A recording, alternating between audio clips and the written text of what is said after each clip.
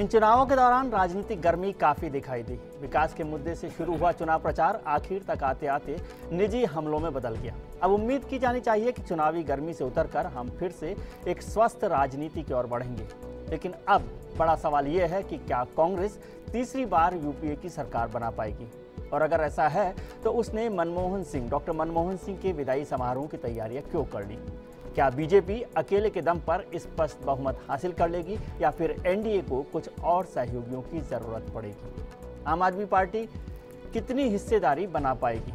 अल्पसंख्यकों को लेकर बहुत से कयास लगाते जाते रहे, लेकिन हम आज के इस खास कार्यक्रम में दिखाएंगे राजस्थान का एग्जिट पोल कि राजस्थान के दिल में क्या है। मेरे वरिष्ठ सहयोगियों की टीम ने क्या गुणा भाग लगाया है, इस सब पर चर्चा करेंगे।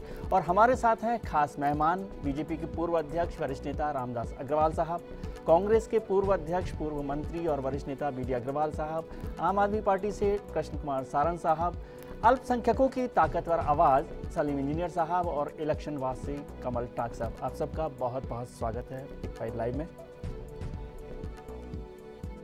लिए सरकार बनाने के लिए हमने संघर्ष किया है और हम पूरे विश्वास के साथ कह सकते हैं कि यूपीए 3 की सरकार बनेगी। रोड शो में जो भीड़ थी उसको तो आप झुटला नहीं पाए। उससे पहले हम देख रहे थे कि फला पार्टी है, फला पार्टी है, फला पार्टी है, कांग्रेस तो है ही नहीं। आज कांग्रेस दिख गई तो आप लोग बना नहीं कर पा रहे हैं। बीजेपी नाराज क्यों है? एक तरफ कहते हैं कि हम 300 सीटें ला रहे हैं, एक तरफ नाराज है, तो बात समझ में नहीं आती ना। उनकी नाराजगी का कारण आखिर क्या है? वही कि 300 सीटें नहीं आ रही। लता मंगेशकर जी ने बेचारे के मुंह से बोल दिया, दीदी ने, बुजुर्ग है, निर्दोष निर्मल है, उन्होंने कह दिया अगर मोदी जी प्रधानमंत्री हो गए, मैडम सोनिया जी आपके सिपाही सालार, आपके चट्टे बट्टे, आपके चेले चपाटे चारों तरफ चौं चौं चौं करने लग गए। और उन्होंने बोला लता मंगेशकर जी का भारत रत्न खिताब वापस ले लो। क्या ये ऊंच नीच की राजनीति है कि नहीं है? ये ऊंच नीच की राजनीति है कि नहीं है? ये नफरत की राजनीति है कि नहीं है? ये तिरस्कार की राजनीति है कि नहीं है? इस खास कार्यक्रम में मेरे वरिष्ठ सहयोगी बताएंगे राजस्थान का एग्जिट पोल कि राजस्थान के दिल में क्या है। वो आप देखने के लिए इंतजार करते रहिए। हम कार्यक्रम के आखिर में देखेंगे कि राजस्थान का दिल क्या कहता है। लेकिन अब तक के चुनावों पर चर्चा के लिए हमारे साथ हैं खास मेहमान। रामदास जी, आप बिल्कुल तैयार बैठे हैं दिल्ली जाने के लिए? दिल्ली जाने के लिए नहीं, दिल्ली पर अधिकार करने के लिए। जी, राजस्थान का ऐसा बहुमत आप देंगे कि नरेंद्र मोदी लाल किले पर झंडा फहरा सके? निश्चित रूप से राजस्थान में हमें जो मिशन 25 तय किया गया था मुख्यमंत्री जी के द्वारा, जी, मुझे लगता है कि जो अभी वातावरण दिखाई देता उसमें हम अपने मिशन में कामयाब होंगे। पक्का आपको भरोसा लग रहा है? देखिए, अब पक्का और कच्चे की बात तो कोई नहीं कह सकता, क्योंकि अनुमान ही जी अनुमान आपको लगा सकते हैं। जी, कल्ला साहब, कितनी लगती है दूर दिल्ली आपको? अभी मैं एग्जिट पोल देख के आया हूँ, उसमें NNTV नेशनल न्यूज़ ने राजस्थान में 13 सीटें कांग्रेस की दिखाई हैं। जी, मैं एग्जिट पोल खुद करने वाला नहीं हूँ, जो उन्होंने बताया वो आपको बिना किसी लाग लपेट के बताया। आपको तो एक एक विधानसभा सीट का हिसाब पता है, एग्जिट पोल थोड़ी आप देखोगे। एग्जिट पोल के हिसाब से ही मैं बता रहा हूँ, बाकी तो मैं 2500 सीटों पे गया नहीं। कल्ला साहब जो जानते हैं मैं ये मानता हूँ कि हमारे जैसे सचिन पायलट जी, CP जोशी जी, गिरिजा व्यास जी, और इसके अलावा अपने अजहरुद्दीन जी, नमो नारायण जी, और अनेक सीटें जो हमारी इधर अपने वेस्टर्न राजस्थान की हैं, उसमें उनमें जो इन्होंने मिशन 25 का सपना संजोया है वो इनका सफल नहीं होगा। और काफ़ी सीटें कांग्रेस कंटेस्ट में हैं और कांग्रेस की सीटें अच्छी मात्रा में राजस्थान में आनी चाहिए। सारण साहब, अब बहुत तमाशा पूरा हो गया। आपको लगता है आम आदमी पार्टी का दिल्ली में बहुत हंगामा कर लिया, ये सब हो गया, अब ये पूरे जनरल चुनाव हो गए, आपके सपने बड़े लंबे थे, अब क्या है? Back to pavilion? नहीं, बैक टू पवेलियन क्यों? दिल्ली में भी आप लोग यही कह रहे थे कि 2 सीट आएंगी, इनका कुछ नहीं होगा जी। ये तो रिजल्ट बताएंगे। एग्जिट पोल तो हमेशा से ही फाल्स रहा है। एग्जिट पोल ने कभी सही रिपोर्ट दी नहीं है, कभी आसपास ही नहीं आई है जी। और ये किस आधार पे एग्जिट पोल है, मुझे तो समझ से बाहर की बात है। एग्जिट पोल तो और यहाँ राजस्थान में तो मैं राजस्थान की कह सकता हूँ, राजस्थान में 25 सीटों पे बीजेपी की और किसी की फाइट है तो आम आदमी पार्टी की। कांग्रेस तो हाशिए पे चली गई पूरे देश से, राजस्थान पे विशेष रूप से चली। तो मतलब आप और रामदास जी एक तरफ हैं कांग्रेस को हाशिए पर करने के हिसाब से? मतलब कांग्रेस को आशय की बात नहीं है। यहाँ जो फाइट है, जो आम जनरल जो चर्चा है जनता के अंदर जी, जो आम चर्चा है, हम लोग तो खुद इसके हिस्से रहे हैं, उसमें संघर्ष में है नहीं। वो तो चुनाव परिणाम बताएंगे। दिल्ली में भी यही कह रहे थे संघर्ष में नहीं, हम बना रहे हैं। जब आप 8 में रह गए 70 में से, इसमें आप ठीक है। अब 4 दिन मुंगेरी लाल के सपने और देखे जाओ, क्या फर्क पड़ता है उससे। किसके लिए कह रहे हैं आप? मैं तो कांग्रेस के लिए भी कह रहा हूँ, बीजेपी के लिए कह रहा हूँ। न तो बीजेपी को क्लियर मैंडेट मिल रहा है, न तो बीजेपी को क्लियर मैंडेट मिल रहा है, न नरेंद्र मोदी जी प्रधानमंत्री बन रहे हैं। और ये ठीक है, ये अगर बना के बैठे हैं तो बनाए, 4 दिन और बना लेंगे, 16 तारीख को पता लग जाएगा सबको। इंजीनियर साहब, इस पूरे इलेक्शन में जब डेवलपमेंट से शुरू हुआ और वाराणसी में जब आज मतदान हुआ, तब तक आते आते एक तरह से ऐसा लगा, आरोपों, बयानों और सब भाषणों को छोड़ दूं, पॉलिटिकल टेम्परेचर को छोड़ दूं, तो एक जो हमारा कम्युनल टेम्परेचर है, एक जो सोशल फैब्रिक जिसे हम लोग कहते हैं, सेक्युलर फैब्रिक है हिंदुस्तान का, वो थोड़ा सा कहीं चरमराया। क्या आपको लगता है ऐसा? बिल्कुल, इस बात की पूरी कोशिश की गई है इस इलेक्शन में। और मैंने अपने जीवन में ये इलेक्शन ऐसा देखा है जिसमें हम चरित्र की जितनी नीचेपन पर हम जा सकते थे, मैं समझता हूँ हमारे राजनेताओं ने देश का सर जो है दुनिया के सामने बहुत शर्मसार किया है। और आम जनता के मुद्दों से लोगों को भटकाने की कोशिश की है। हर पार्टी ने ये कोशिश की है कि कहीं उसकी कमी बाहर ना आ जाए, उसमें जो खोट है वो बाहर ना आ जाए। उसको छुपाने के लिए कहीं झूठ का सहारा लिया, कहीं नफरत का सहारा लिया, कहीं मीडिया में इतना पैसा डाल के और एक लहर दिखाने का सहारा लिया, और कहीं धर्म का नाम लिया, कहीं गंगा मैया का नाम लिया, कहीं दंगे कराए गए। मुझे देकर नहीं गया, कौन से मीडिया को देंगे पैसा? दंगे हुए इंजीनियर साहब अभी मेरठ में चल रहे हैं, आप याद रखिए, मेरठ में चल रहे हैं। आप कह रहे हैं कि मीडिया को पैसा देकर लहर दिखाई गई, लेकिन मुझे तो कोई एक पैसा देकर नहीं गया। अब आप मीडिया नहीं है ना, मीडिया तो वो है जो इनके साथ, आप तो हमारे साथी हैं। मीडिया तो वो है जो इस पूरे। कमल जी, आपको लगता है, आप इलेक्शंस पर पूरी नज़र रखते हैं, किस तरह से आप इस इलेक्शन को देख रहे हैं? इलेक्शन का पहले हमें पॉजिटिव रूप भी देखना चाहिए। ठीक है कि कुछ मामले गड़बड़ हुए हैं, लेकिन सबसे बढ़िया मामला हुआ है वो ये कि वोटिंग परसेंट बढ़ा। तो जनता का जागरूक होके राजनीति के अंदर वोट डालने जाना। आप ये जो कहते हो ना कि हम जाके वोट ही नहीं डालते, फिर क्या उम्मीद करते हैं कि हमारे देश की कोई तस्वीर बदलेंगे या कोई हम अच्छी चीज़ लेके आएंगे? कब लेके आएंगे? जब हमें वोट ही नहीं करना है तो फिर इसमें हम कहने क्या जाएंगे कि हम किसको लाना? ये सबसे पॉजिटिव बात तो सबसे पॉजिटिव बात है, इसको आप आज तक के इलेक्शन में द रिकॉर्ड मतलब जो कहें परसेंटेज आया है वोटिंग का, it is means very good. और इसके लिए सलूट करना चाहिए इलेक्शन कमीशन को, मीडिया को और इवन पॉलिटिकल पार्टीज को कि उन्होंने इलेक्शन के अंदर वो चार्म पैदा किया कि वोट करेंगे जाके, चाहे इसके करें या उसके करें। पॉलिटिकल पार्टीज तो इंपॉर्टेंट रोल, हाँ इंपॉर्टेंट रोल किया। तो आप इस पॉजिटिव एस्पेक्ट्स को पहले देखें कि लोगों ने पॉलिटिक्स में अपने वोटिंग के जरिए इन्वॉल्वमेंट करने की एक बड़ी मतलब शुरुआत करी है।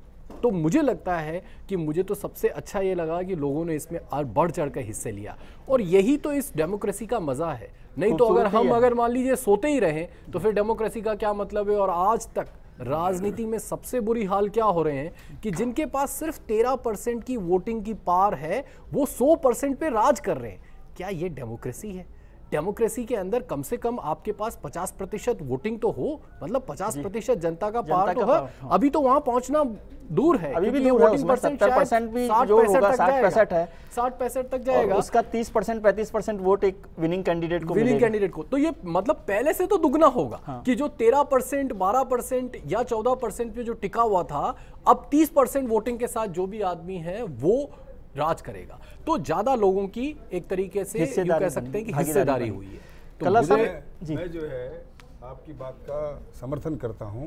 एक पक्ष आपने बताया, दूसरा पक्ष इस चुनाव में ये खास तौर से रहा है कि इस बार प्रांतीयता, सो कॉल्ड सांप्रदायिकता, इसका असर और जातीयता, इन चीज़ों ने भी अपने आप को जैसे समाप्त हो गया है। तो आपकी कोशिश, मुझे लगता है सुनिए बात, देखिए आप जो देखिए ऐसा है आपने अपनी बात बीच में कहीं जब बात का अगला हिस्सा कहने जा रहा था, जब वोटिंग हो रहा है इतना % में, तो उसका मतलब भी यही है कि जनता किसी जाति के आधार पर वोट नहीं दे रही है, जनता किसी धर्म के आधार पर वोट नहीं दे रही है, जनता किसी और दूसरे प्रकार के जो हथकंडे अपनाए गए उनको तिरस्कृत करके जनता वोट देने आई है। इससे उनका मानस साफ लगता है कि वे किसी के दबाव में नहीं है, न जाति के न धर्म के। यहाँ तक ठीक है, आप अपनी दबाव में नहीं है, ठीक है, लेकिन बहुत सारे इश्यूज इसमें काम आए और मैं समझता हूँ वो भी एक बड़े कारण है जिससे वोटिंग परसेंटेज बढ़ा है। बीजेपी पार्टी हो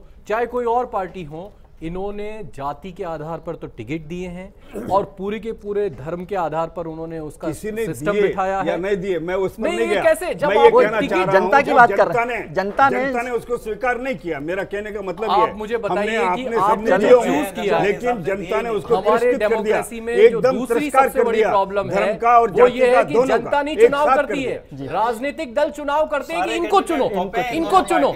राजनीतिक दलों ने क्या कर रखा है कि ये चुनते हैं कि लोग इनको चुन के लाए हमारे, लेकिन जनता थोड़ी चुनती है। इस बार हमारी पार्टी ने, खासतौर से राहुल गांधी जी ने झुंझुनू और बीकानेर में जो हमारे कांग्रेस का काडर है उससे ये राय लेकर के कम से कम 1500-2000 लोगों ने वोट दिए और उनके माध्यम से कैंडिडेट्स को चुना गया कि कौन सा आदमी प्रत्याशी होना चाहिए। हमारे यहाँ शंकर पन्नू, राज चलिए वो अभी तो वो नतीजे जब आएंगे तब देखेंगे ना कि वो बात है, लेकिन वो मामला तो खत्म हो गया। जनता से फीडबैक लेकर आम लोगों से फीडबैक जो कैंडिडेट्स आगे पार्टी के आगे से चुनाव तरीका ठीक नहीं है क्योंकि आपको लगता है वो भी तो ग्रुप नहीं वो एक और प्रॉब्लम है। चलिए एक प्रॉब्लम है, नहीं इस बात कांग्रेस का कैडर ने तय किया कि कौन आदमी आना चाहिए। आप इसका क्रेडिट नहीं ले सकते हैं क्योंकि कांग्रेस में आप कांग्रेस को राजस्थान में हार मिली उसके बाद एक्सपेरिमेंट कितना सफल होगा, ये एक्सपेरिमेंट कितना सफल होगा, ये चुनाव परिणाम करेगा विनिंग सीट। पूरे हिंदुस्तान में हुआ ये बुजुर्ग हैं रामदास जी, इन्होंने एक बात तो मानी है कि आप मुझको बुजुर्ग बना रहे हैं।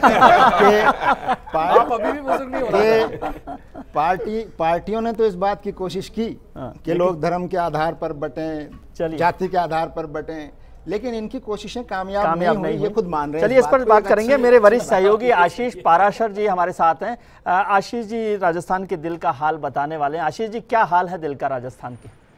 देखिए सबसे पहले हम सीटों के हिसाब से अगर बात करें तो सबसे पहले मैं बात करना चाहूंगा यहाँ पर राजधानी जयपुर की। जो राजधानी जयपुर के एग्जिट पोल की अगर हम बात करें तो यहाँ पर सीधे तौर पर कहा जाए तो भारतीय जनता पार्टी यहाँ पर बढ़त में नजर आ रही है और बढ़त नहीं, एक बहुत अच्छी बढ़त में यहाँ पर भारतीय जनता पार्टी जयपुर में नजर आ रही है। जयपुर जो सीट है, जयपुर लोकसभा सीट है, लगभग 57 से लेके 61% के आसपास अकेली भारतीय जनता पार्टी जयपुर में वोट बटोर रही है। कांग्रेस बहुत पीछे जयपुर में नजर आ रही है, लगभग 33 से लेके 38-40% तक कांग्रेस यहाँ पर वोट ले रही है। और अगर बात की जाए 7 से लगभग 9% तक अन्य दल यहाँ पर वोट ले रहे हैं। तो सीधे तौर पर जयपुर सीट की अगर विजय जी बात की जाए तो यहाँ पर जाहिरी तौर पर ये कहा जा सकता है कि जयपुर पहली सीट ही आपने रामदास जी को दे दी।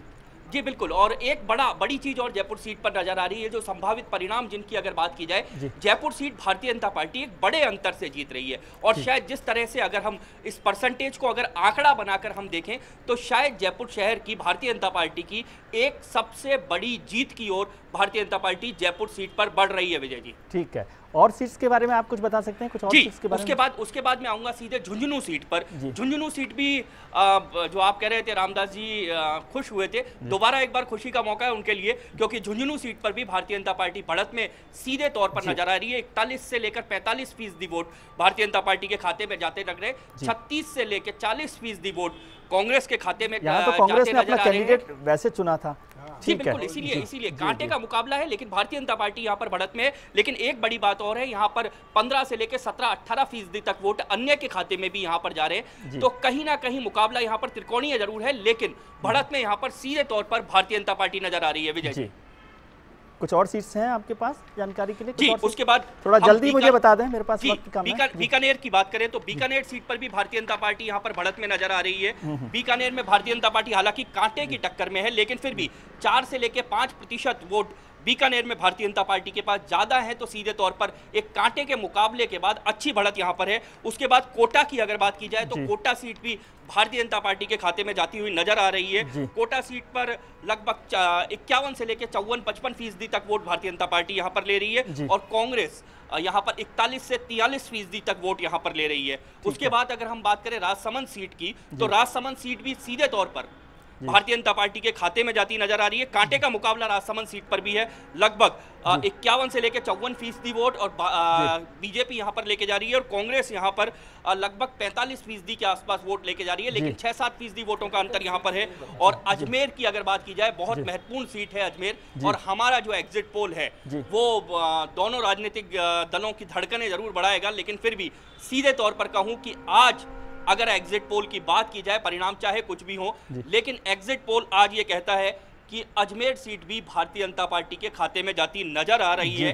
कड़ा मुकाबला यहाँ पर है, 51 से लेकर 56% वोट भारतीय जनता पार्टी को मिलते दिख रहे हैं और 41 से लेकर 44 से 45% वोट कांग्रेस को मिलते हुए दिख रहे हैं, लेकिन बढ़त यहाँ पर भारतीय जनता पार्टी को नजर आ रही है। जी, और कोई सीट है आपको जानकारी? बिल्कुल 6 सीटें मेरे पास जी और 6 सीटें आपने बीजेपी को दे दी हैं। बिल्कुल, ये भारतीय जनता पार्टी के खाते में जाती नजर आ रही हैं। जी, बहुत बहुत शुक्रिया आशीष, आपसे फिर मुलाकात करेंगे और हमारे और दूसरे सहयोगी भी इस पर चर्चा जारी रखेंगे। राजस्थान की दूसरी सीटों पर वो बताएंगे कि राजस्थान के दिल का हाल क्या है। तो सत्ता संभालने वाले हैं वो इस तरह से कर रहे हैं तो देश की जनता पर क्या असर पड़ेगा, और ये बहुत ही निंदनीय है।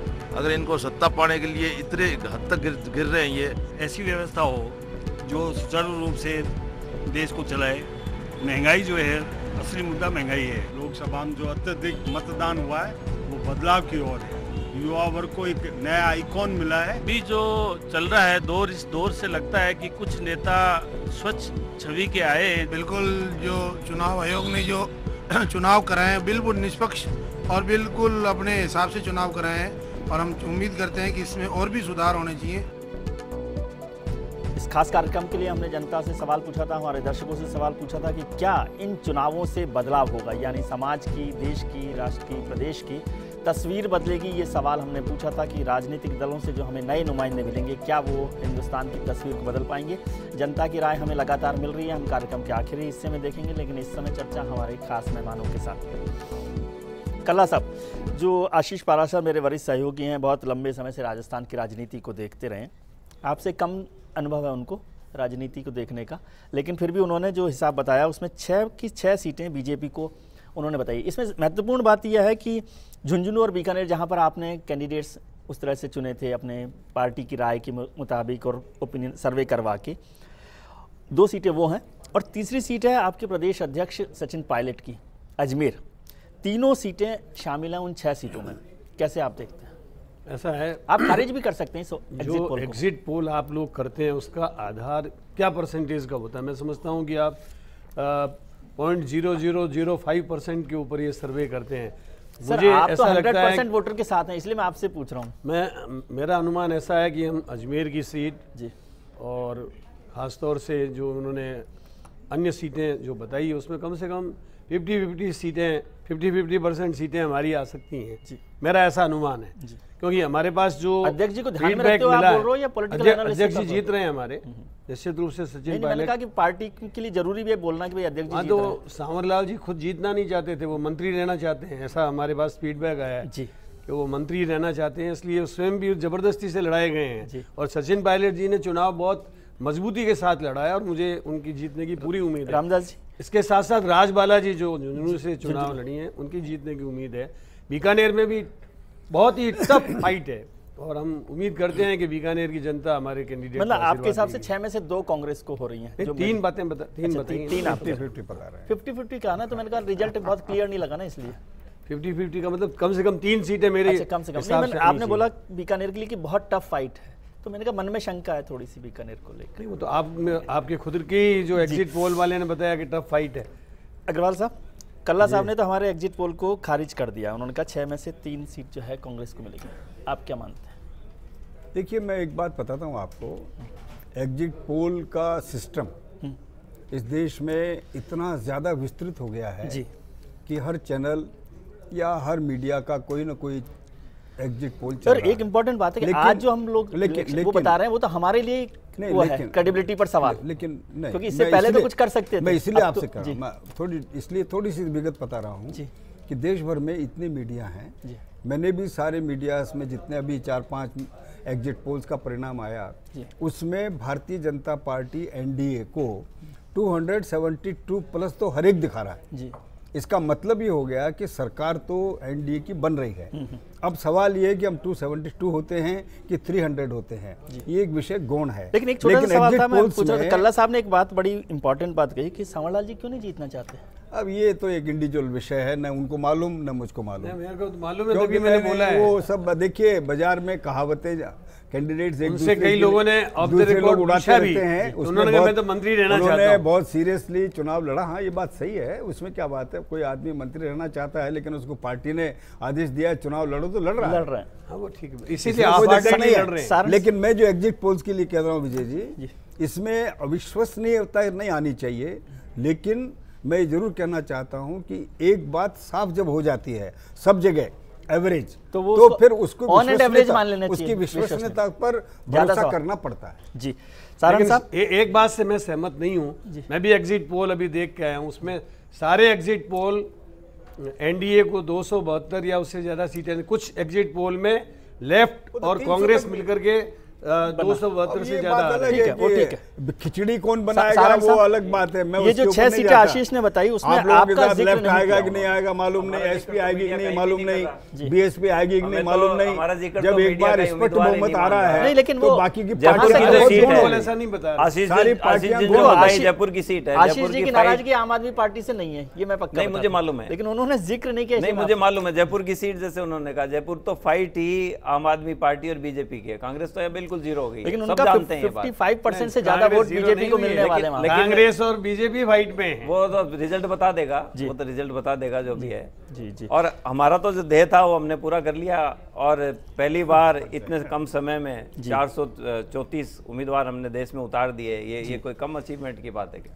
इंजीनियर साहब, आपको लगता है कि कोई भूमिका इन 6 सीटों में कुछ माइनॉरिटी की रही है? खासतौर से झुंझुनू सीट का जिक्र करें हम या बीकानेर सीट का जिक्र करें, आपको लगता है कि कोई माइनॉरिटी? एक बात तो मुझे कहनी है कि जैसे असेंबली इलेक्शन हुए थे जी, और आपके इसी पैनल पर हम बैठे थे और उस वक्त बीजेपी के शायद उपाध्यक्ष लखावत जी यहाँ थे, वो कह रहे थे 25 की 25 सीटें हमारी आएंगी। उस वक्त भी हमने उनसे कहा था कि देखिए कुछ नीचे आइए, दूसरे की हार को अपनी जीत न समझिए जी, और दूसरे की हार को अपनी जीत समझना ये बड़ी गलतफहमी है। तो अब किसी हद तक हमारे बीजेपी के नेता भी इस वास्तविकता को समझ गए हैं कि 25 तो आने का कोई सवाल ही नहीं पैदा होता जी। लेकिन जैसे कि बीडी कल्ला जी भी बता रहे हैं और हमारा भी अनुमान ये है कि मैं समझता हूँ कि नतीजे वैसे नहीं आएंगे जैसे बीजेपी समझ रही। हाँ ठीक है। और एक बात हम ये कह रहे हैं पूरे भारत के चुनाव के परिप्रेक्ष्य में, वो ये कि इस इलेक्शन में भी नतीजा वही है जो पिछले 2-3 इलेक्शन में हो रहा है।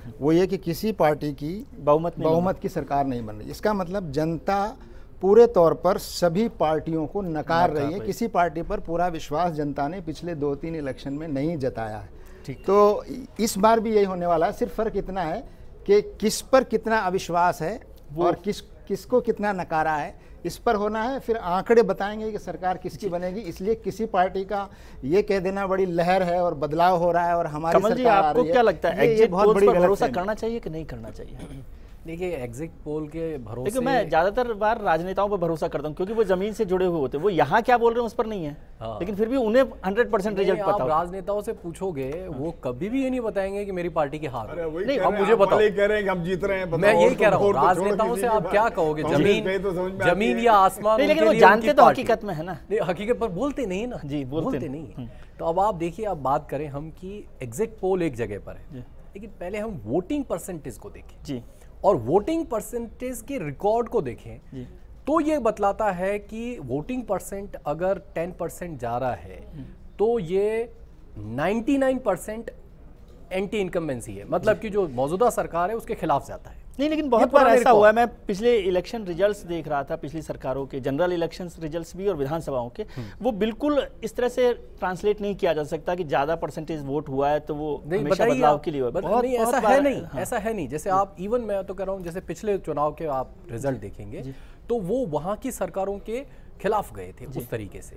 एक मिनट मैं आपको करेक्ट करना चाहूँगा। राजस्थान में लोकसभा के चुनाव में विधानसभा के चुनावों की तुलना में कम वोटिंग परसेंट। नहीं, आप उसको मत काउंट करिए। राजस्थान के अंदर पिछली बार जो वोटिंग परसेंट था, हाँ 49 लोकसभा में वो 49 था, इस बार 59 हो गया तो 10% बढ़ गया। जो लोकसभा में जनरल ट्रेंड से बढ़ा है। कुछ तो वोट भी बढ़े हैं, वोट बढ़े, 10% बढ़ा है। आपको काउंट करना पड़ेगा, जैसे विधानसभा के अंदर आपका 57% समथिंग 58 था, 58 था, वो बढ़ के 64 हुआ, तो वो विधानसभा का रहा। लोकसभा के अंदर ये 49 था, ये बढ़कर 59 के आसपास हो गया है। तो एक मोटा 10% कुछ तो वोटर भी बढ़े, वोटर बढ़े, लेकिन वो उसी तादाद में परसेंटेज हो गया। मेरे सहयोगी की बात आखिर गणित है, तो ये परसेंटेज अगर ये परसेंटेज को देखा जाए तो ये एंटी इनकम्बेंसी में जाता है। एक अगर उसके बाद देखा जाए, दो ही बातें हो सकती है कि यदि अगर ये एंटी इनकम्बेंसी में जाएगा तो बल्क में एक पार्टी पे जाएगा, इसका एनालिसिस इस तरीके से, और यदि ये सोच समझ के गया तो ये पूरी तरीके से बट के जाए। इसलिए तो आप मुझे और ज्यादा कंफ्यूज कर रहे हो, यदि वाली बात मत करिए, मुझे स्पष्ट करके बताइएगा। मेरे वरिष्ठ सहयोगी विशाल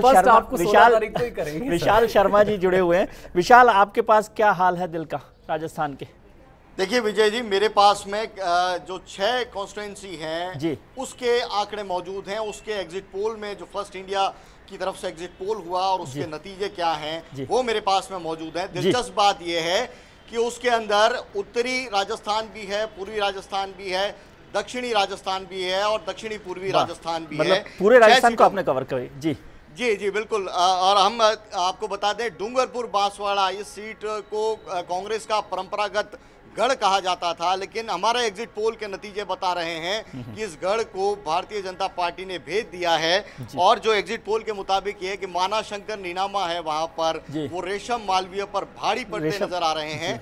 और आपको बता दें विजय जी, ये माना शंकर नीनामा है, कोई इतना बड़ा प्रोफाइल नहीं है क्षेत्र के अंदर, लेकिन ऐसा लगता है कि या तो विधानसभा चुनाव में जिस तरह से जीत मिली और मोदी लहर के सहारे उनको टिकट दे दिया गया, और एक तरह से जोखिम भरा ये दांव था क्योंकि कांग्रेस का गढ़ था, लेकिन वहां पर जो एग्जिट पोल के नतीजे हमारे बता रहे हैं, माना शंकर नीनामा है वो चुनाव जीतते यहाँ पर नजर आ रहे हैं। और आपको ये भी बताना चाहेंगे कि वहाँ वोटिंग परसेंटेज 2009 के अंदर लगभग 52% था, जो बढ़कर अब 68% हो गया है। तो बढ़ा हुआ वोटिंग परसेंटेज है वो साफ तौर पर बीजेपी के हक में जाता नजर आ रहा है। दूसरी सीट की बात करें, हम सीधे आपको लिए चलते हैं उत्तरी क्षेत्र में, गंगानगर हनुमानगढ़।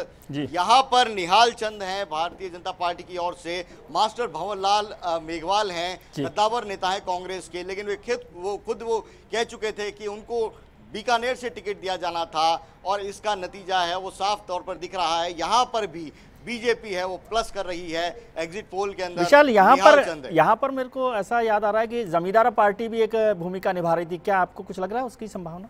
देखिए बिल्कुल, जमींदारा पार्टी है अपना वजूद वहां पर बनाए रखे है विधानसभा चुनाव के अंदर, लेकिन लोकसभा के अंदर कोई भूमिका पाएगी ये अभी तस्वीर है वो नहीं बता रही है। एग्जिट पोल के अंदर बीजेपी है वो वहां पर आगे बढ़ती नजर आ रही है।